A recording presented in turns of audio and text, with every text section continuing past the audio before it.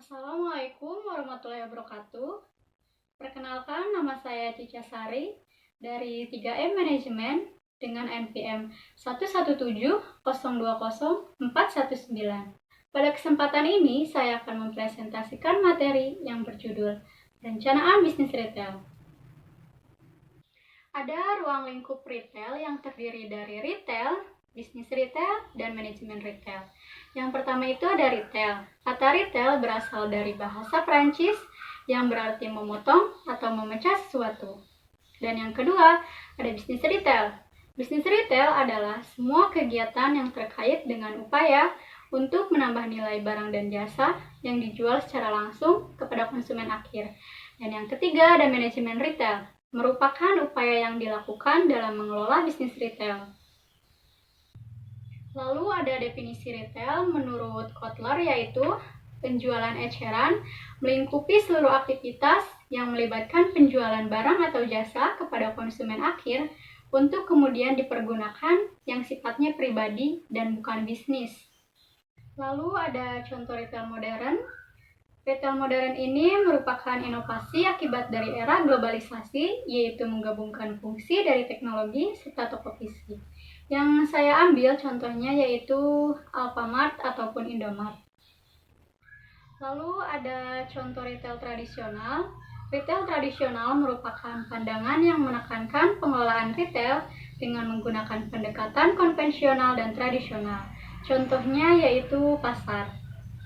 Lalu selanjutnya ada klasifikasi retail, ada dua, yaitu retail besar dan retail kecil. Yang pertama itu ada retail besar. Retail besar merupakan retail yang menyediakan berbagai macam barang dan jasa di satu tempat yang memiliki tempat yang cukup luas. Contohnya ada department store, ada supermarket, dan ada online store.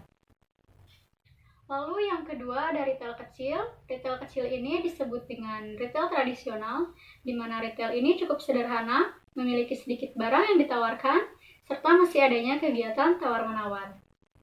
Selanjutnya ada ciri-ciri dari retail modern. Yang pertama itu lokasi strategis, yang kedua prediksi cermat terhadap potensi pembeli, yang ketiga pengelolaan jenis barang dagangannya terarah, yang keempat melakukan pencatatan penjualan dengan cermat, yang kelima arus kas terencana, dan yang keenam pengembangan bisnis terencana.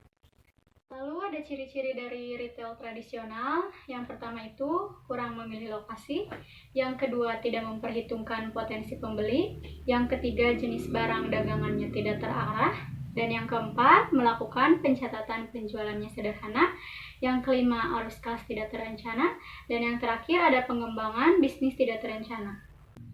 Fungsi-fungsi yang dijalankan retail itu ada 5.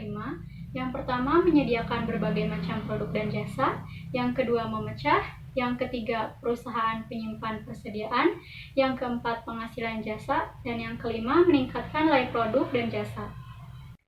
Peran bisnis retail dari pihak produsen. Yang pertama itu, retail dianggap sebagai pihak yang ahli di bidang penjualan. Dan yang kedua, retail sebagai ujung tombak perusahaan yang sangat menentukan laku tidaknya produk perusahaan. Dan yang ketiga, sumber informasi bagi produsen. Peran bisnis retail dari pihak konsumen. Yang pertama itu, memudahkan konsumen dalam memilih barang yang akan dibeli. Yang kedua, membantu meningkatkan standar hidup masyarakat. Yang ketiga, memungkinkan produsen melakukan produksi besar-besaran, karena dengan adanya retail, maka produk bisa mendistribusikan dengan mudah. Lalu selanjutnya ada faktor-faktor yang mempengaruhi bisnis retail. Yang pertama itu ada lokasi usaha, ada suasana toko, ada harga, dan infrastruktur. Lalu kesimpulannya, bisnis retail adalah bisnis yang menjual berbagai macam produk secara eceran. Bisnis berjalan karena struktur-struktur dasar yang mempengaruhi alur jual beli produk.